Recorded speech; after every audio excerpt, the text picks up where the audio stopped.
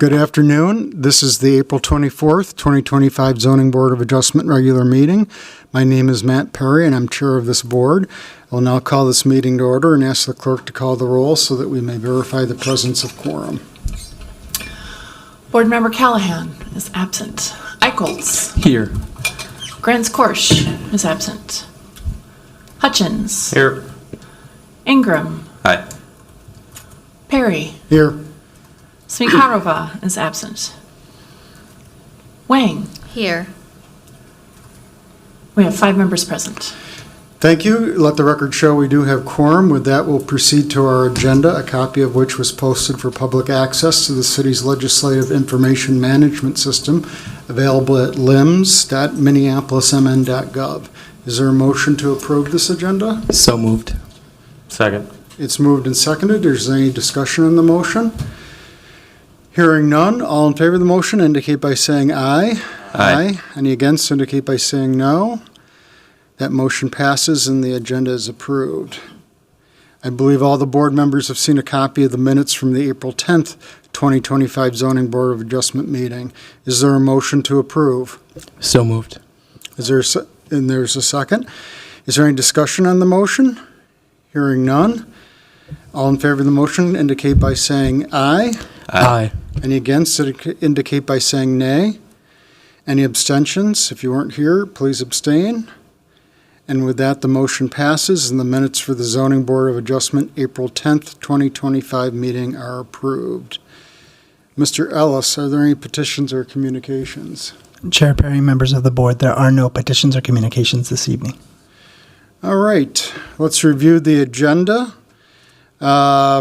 I'll talk about what discussion items are before we do that, though. These are items that will, for the board, will take public testimony, deliberate on, and make a decision. After the public testimony has been heard for each particular discussion item, I will close the public hearing for that agenda item. Once I close the public hearing for an item, no additional public testimony will be taken, but staff may be asked to address board questions. After the public hearing for an item is closed, board members will then discuss and act on motions, and the chair only votes in the case of a tie. We have one land use request item on our agenda. It's agenda item number 5, 5728 Oliver Avenue South, and this is a discussion item. We have no consent items to consider, and so let's move on with agenda item number 5. Mr. Carrier?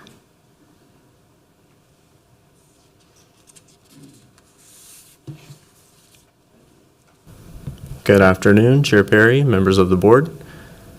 Item number 5 is a variance request to reduce the required interior side yard for the addition of an attached garage at 5728 Oliver Avenue South. The subject property is in the UN3 Urban Neighborhood Zoning District and the Corridor 3 Built Form Overlay District. The subject property is a wedge-shaped parcel measuring 7,909 square feet in area. The east front property line curves outward and runs along Oliver Avenue South, approximately 85 feet. The lot tapers and narrows toward the west rear property line, which runs approximately 45 feet. The existing principal use is a single-family dwelling with an attached garage facing the front lot line. Improvements on the property include a 2-story single-family dwelling, 2 concrete patios, 2 at-grade decks, a shed, concrete walkways, a retaining wall, and a driveway accessible from Oliver Avenue South. There is no alley.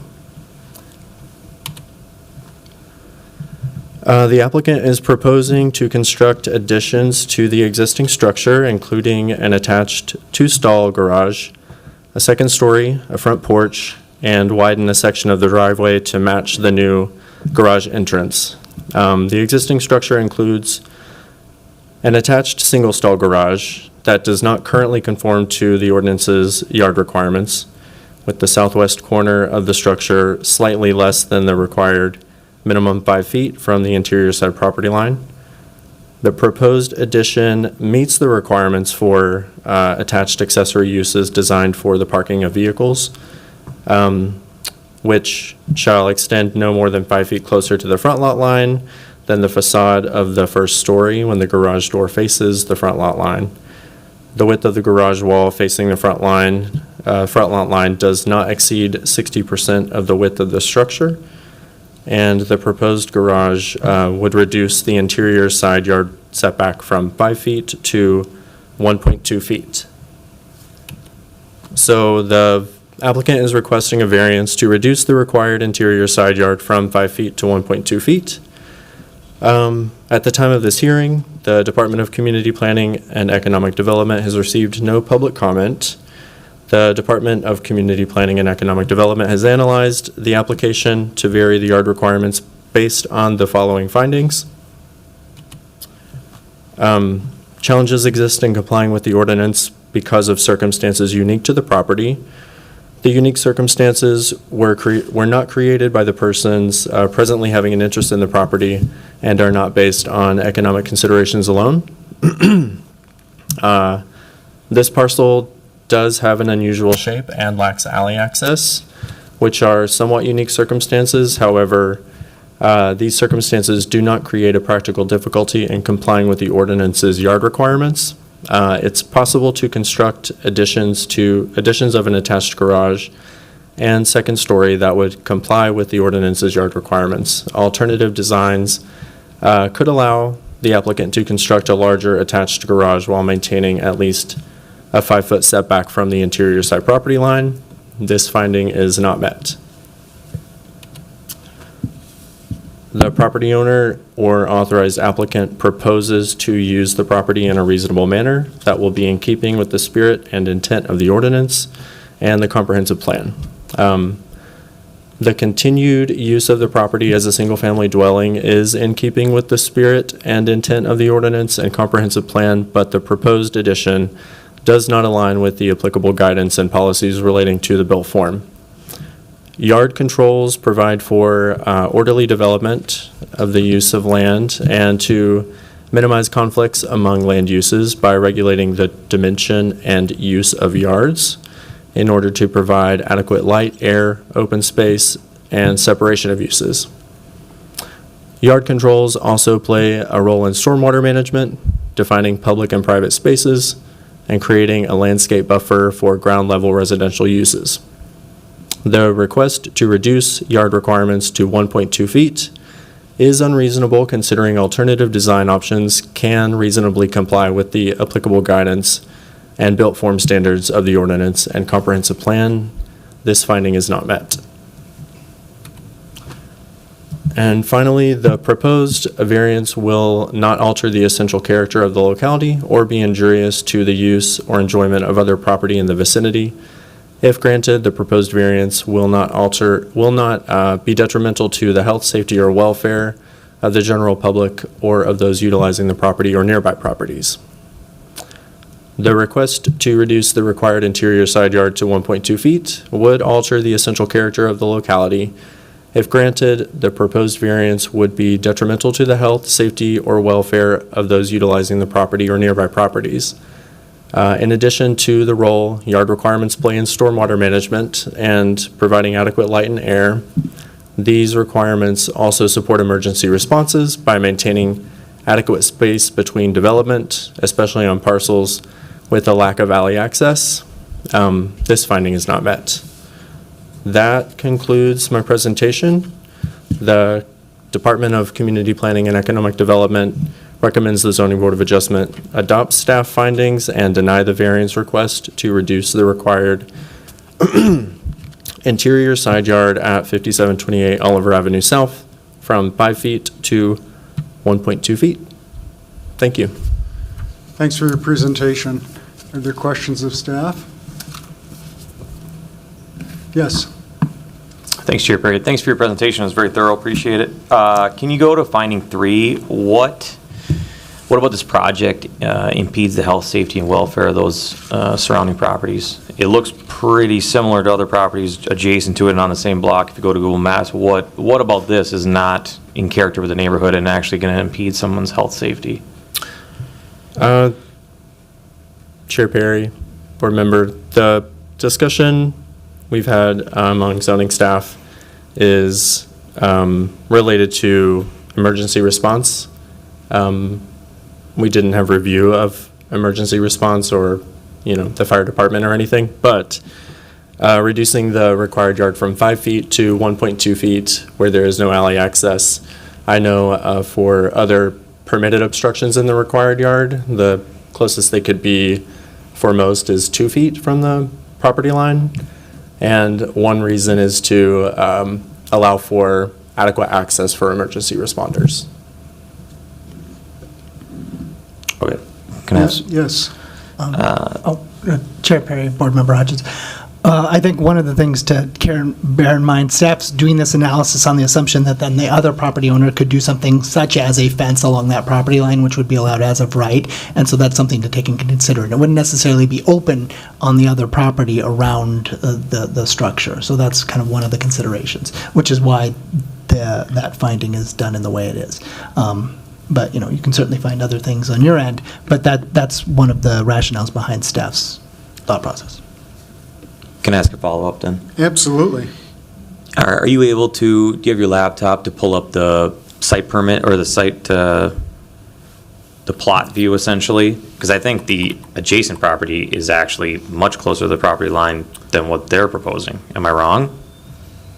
Chair Perry, board member, this, Do you have the plan view of it? yeah, I'll have to use this other gadget.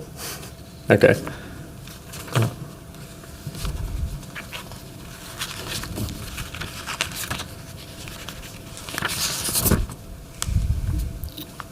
Okay.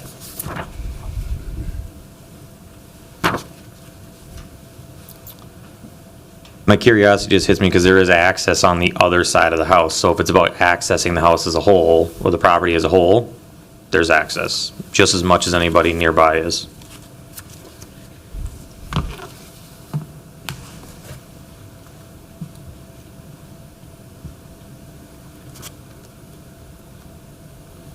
Is that visible for you? Yeah, yeah. Okay. So essentially, I'm just making the case that I'm curious why, in an emergency response consideration, I hear you on that. I believe north side of the property has a plenty wide enough way for emergency access and response. It's very similar to the one just to the south of it. Yes, it is. Okay. Any other questions of staff? I see none. Thank you. Thank you. We may have you up again. Let's open the public hearing. Would anyone like to speak in favor of the application, such as the applicant? Yes, sir. Okay. If you could give your name and address for the record, please. Good evening. My name is Mark Hennessy, the owner of 5728 Oliver Avenue South. Okay, thank you. Go ahead. Thank you for the opportunity to provide my counterpoint to the staff findings. I would like to thank Ben Carrier, who has been extremely professional and helpful in navigating this process. I'm the only one here, but in an effort to be respectful of everyone's time, I've made comments within the variance staff report provided by Ben. I felt this was the most efficient and organized way to provide talking points for support of my project. I have prepared handouts for the board to follow along. Could I pass those out? Sure, if you could hand them to the clerk.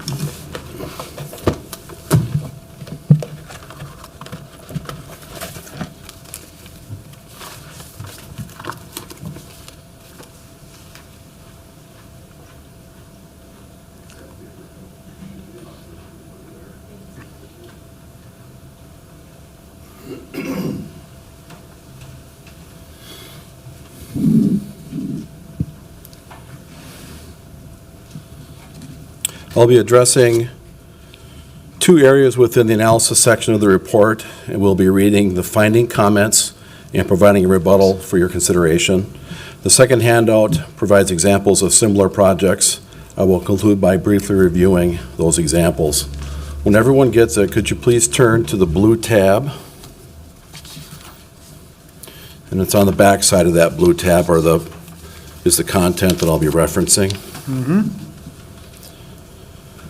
The blue is just highlighted copy from Ben's report, the findings. Yard controls provide for the orderly development and use of land and to minimize conflicts among the land uses by regulating the dimension and use of yards in order to provide adequate light, air, open space, and separation of uses. Yard controls also play a role in the stormwater management, defining public and private spaces and creating a landscape buffer for ground and level residential uses. The request to reduce yard requirements to 1.2 feet is unreasonable, considering alternative design options can reasonably comply with the application guidance and built form standards of the ordinance and comprehensive plan. The finding is not met. Our responses to those comments: no conflicts with other properties have been identified. In fact, my neighbor at 5736 Oliver applied for the same variance and was granted permission. I received the notification letter through the variance process, and I did not have any reason to object. Now I am asking for the same consideration in making improvements to my home. Stormwater management will not be altered by the proposed project.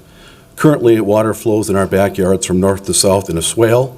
Water flows from the front of our houses to the street. This was the original topography of the development in 1947 and continues to function properly to this date. Alternative design options are not available to accommodate a standard two-car side-by-side garage, considering the unique parameters of my lot. There is no way to provide a two-car garage as a result of the characteristics of the lot. We have identified architecturally and with the survey that we have no other options.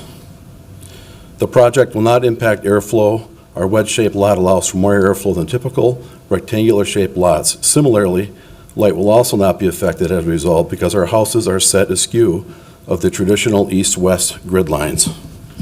Unique characteristics of our lot that support the use of a variance. There is no alley access. This is a very unique condition in the Armitage neighborhood. We are the only curved street coupled with no alley access in the Armitage neighborhood. Alley access allows for setback reductions. The zoning ordinance has different standards for detached accessory structures. The interior side yard requirement for detached accessory buildings may be reduced by 1 foot when the entire accessory building is located on the rear 40 feet and the rear 20% of the lot, whichever is greater, provided that the accessory building shall be located not less than 10 feet from any habitable portion of the principal structure on the adjoining lot. The uniqueness of our wedge-shaped lot and no alley access preclude us from using this stipulation that applies to almost all of the Armitage neighborhood. The wedge-shaped lot, we are one of the only blocks in Armitage that have wedge-shaped lots. This is a unique characteristic that implies normal rectangular layouts of structures on the lot. I'm not basing this variance request on economic considerations. To the contrary, I am proposing investing a significant amount of money into our home. If the proposed project is approved, this will only add value to our home and those in the neighborhood. The one-car garage. In 1947, when our house was built, most families had one car. In 2025, most families have multiple vehicles and have improved their homes by adding two-car garages to accommodate modern needs. The majority of homes in my neighborhood have updated to two-car garages. There is clearly an accommodation for garages which I am not able to utilize because of the uniqueness of my lot. Most of these are on alleys and have special accommodations as noted. Every code or law does not apply to every property. The variance process provides the balance to this process. By definition, variances are intended to provide flexibility within the rigid framework of zoning laws, enabling adjustments to be made in response to unique circumstances to site-specific challenges. They ensure that zoning regulations do not become overly burdensome or obstructive to reasonable development.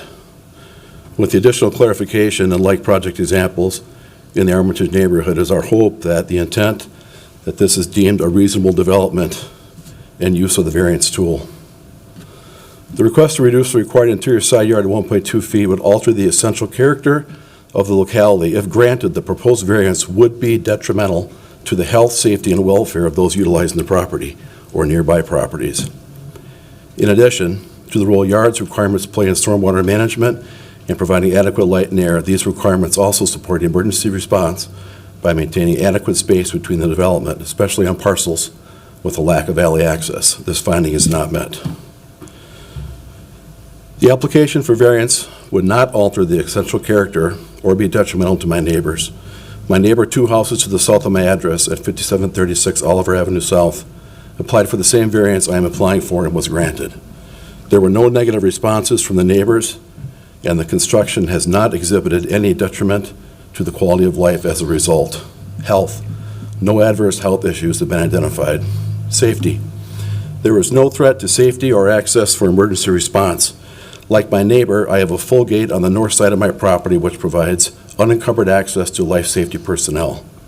We have had Excel tree trimmers use our yard for access, tree trimming around power lines because our neighbors' yards do not provide easy access. Adequate light and air.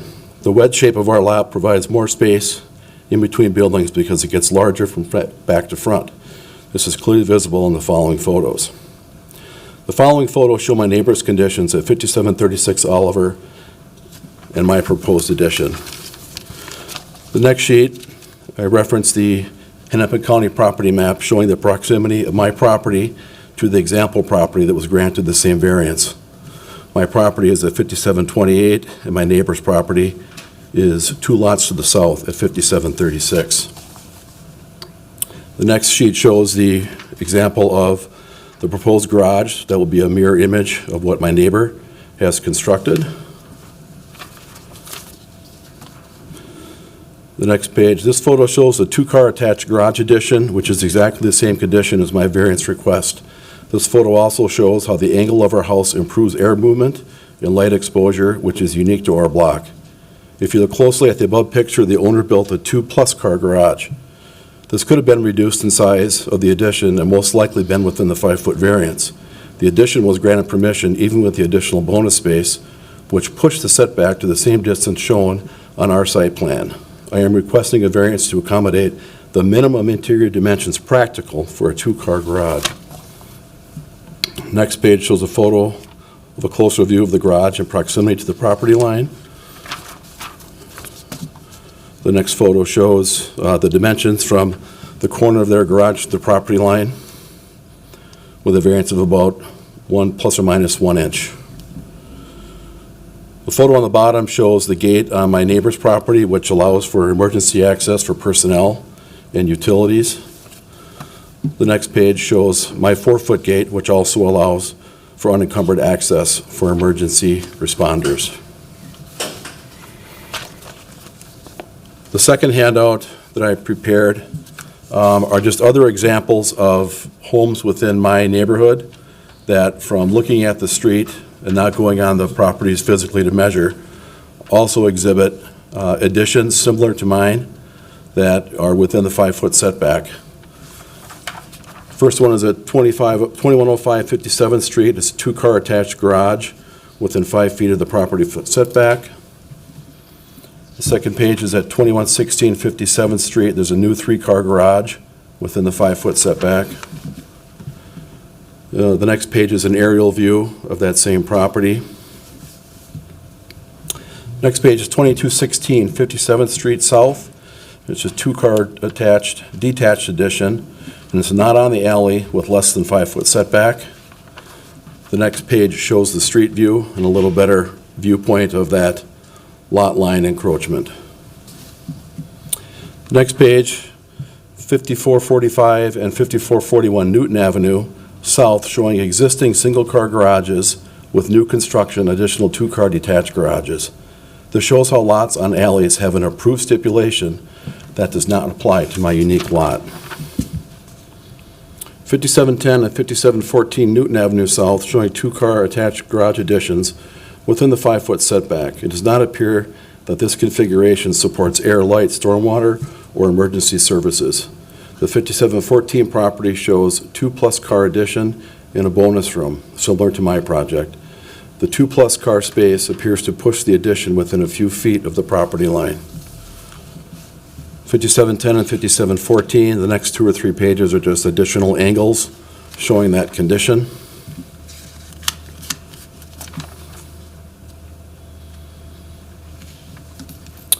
And then the last example is 5824 Queen Avenue South, two-car attached garage addition aerial view showing what appears to be a zero lot line setback.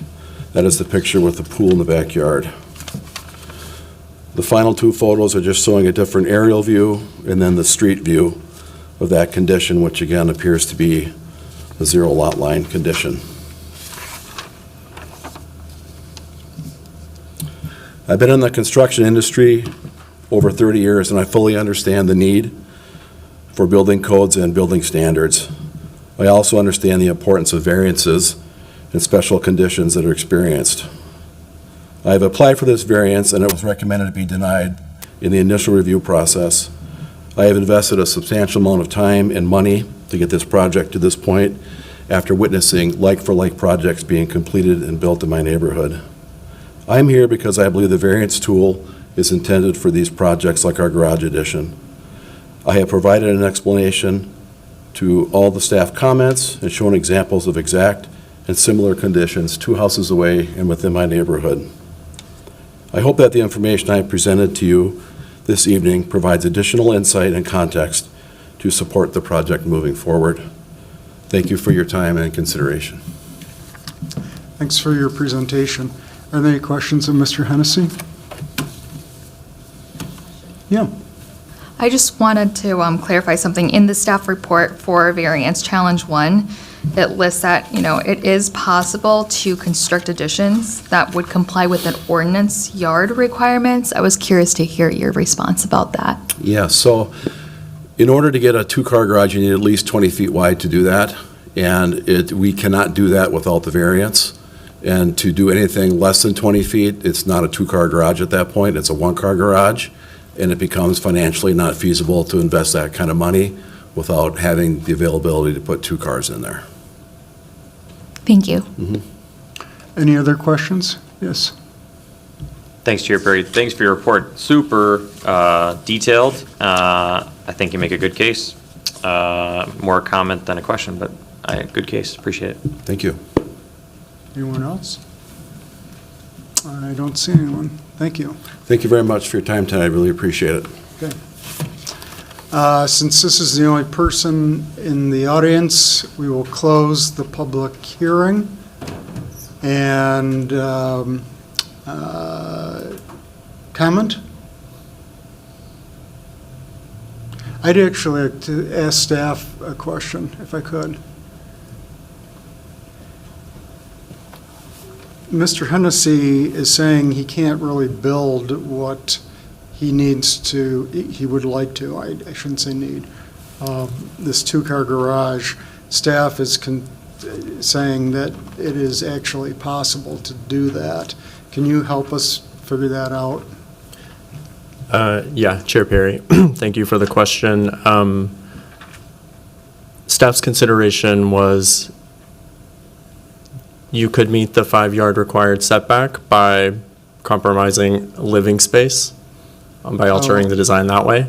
Okay. Yeah. All right. And just as a reminder to us, the requirement in a single-family home is 1 car. Or is it any car, any parking No. spot? No parking requirement. There's no parking requirement. Okay. Right. Okay. Yep, that changed. Yes.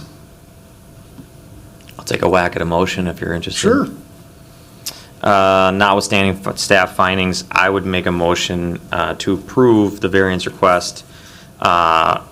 Variance finding number 1 with the findings, the parcel, just like the staff report calls out, has an unusual shape, lacks alley access, which it says it's not a unique circumstance. I would say it is a pretty unique circumstance. Couple that with the curvature of the front lot line, the large tree associated with the front yard to that side, and the home's position on the property.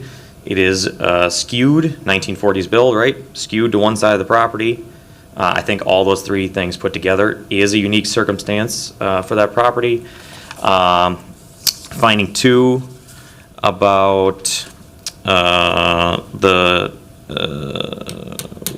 have I lost here? spirit and intent, I think it is in the spirit I don't think it flies in the face of the intent of that regulation, because I don't think changing it to what he's asking for is actually going to do what the variance or what the code is asking for it to do. I think there still is room for the safety considerations. I don't think it impedes his neighbors in any way, shape, or form. And I think for finding 3, I think it's completely reasonable to do what he's doing. I don't think it affects the character whatsoever. Looking up Google Maps as we were sitting here, just like the applicant stated, there are numerous properties on the exact same, in that same neighborhood, essentially identical to what he's asking for here. So I would say those are my 3 attempts. And I'd love to hear anybody's comments on it. Okay, so that's a motion. Before we get comment, is there a second? I'll second. And there is a second. And I would ask for comments on the motion, if there are any.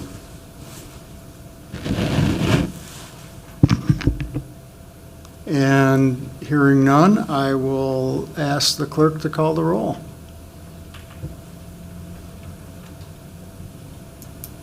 I thought there'd be more comments, excuse me. Board Member Eichholz. Aye. Hutchins. Aye. Ingram. Aye. Wang. Aye. Chair Perry. I don't vote. Oh, that's right, in case of a tie. So we have 4 ayes and 0 nays, excuse me. Great, so your request is approved. Good luck with your project. Thanks for coming downtown. Very helpful with the whole process. It was easy. You were there for such a long time, and very much appreciate your time this evening. Okay, great. Again, thanks for coming down. Let's see. Are there any other matters to come before the board? And seeing none, our next meeting is May 8th of this year. Is there a motion to adjourn? So moved. Second. And it's seconded. All in favor of the motion indicate by saying aye. Aye. Aye. We are adjourned.